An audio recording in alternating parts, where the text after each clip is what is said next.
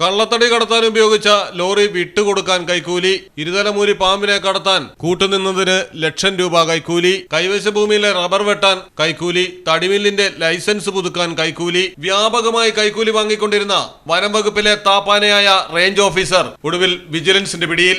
Thiruvananthapuram Palode range officer Sudheesh കുമാറാണ് കൈക്കൂലിയുടെ കാർഡായി മാറിയത്. സംരക്ഷിത വിഭാഗത്തിൽപ്പെട്ട ഇരുതലമൂരി പാമ്പിനെ കടത്താൻ കൂട്ടുനിന്നതിന് ₹1.45 ലക്ഷം കൈക്കൂലി വാങ്ങിയത്. കള്ളത്തടി കടത്താൻ ഉപയോഗിച്ച ലോറി വിട്ടുകൊടുക്കാൻ കൈക്കൂലിക്കൊപ്പം കൈവശ ഭൂമിയിലെ റബ്ബർ വെട്ടാൻ ₹2,00,000, തടിമില്ലിന്റെ ലൈസൻസ് പുതുക്കാൻ ₹3,000 എന്നിങ്ങനെ പോകുന്നു റേഞ്ച് ഓഫീസറായ സുധീഷ് കുമാറിന്റെ കൈക്കൂലി ബില്ലുകൾ. പരാതികൾ കൂട്ടത്തോടെ സർക്കാരിന്റെ മുന്നിലെത്തിയതോടെയാണ് അന്വേഷണം ആരംഭിച്ചത്.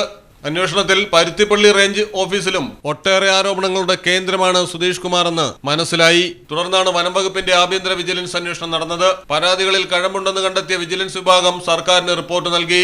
ആഭ്യന്തര വിജിലൻസ് ശുപാർശ വനം വകുപ്പ് വിജിലൻസിന് കൈമാറി. വിജിലൻസിന്റെ സ്പെഷ്യൽ ഇൻവെസ്റ്റിഗേഷൻ യൂണിറ്റ് 1 അന്വേഷണം നടത്തിയത്.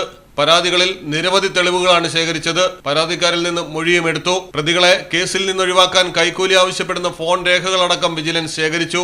നിലവിൽ പാലോട് റേഞ്ച് ഓഫീസറായ സുധീഷ് കുമാറിനോട് വിജിലൻസിന്റെ പ്രത്യേക യൂണിറ്റ് 1 എത്താൻ ആവശ്യപ്പെട്ടിട്ടായിരുന്നു അറസ്റ്റ് ചെയ്തത്. മലയാളം ടെലിവിഷൻ, തിരുവനന്തപുരം.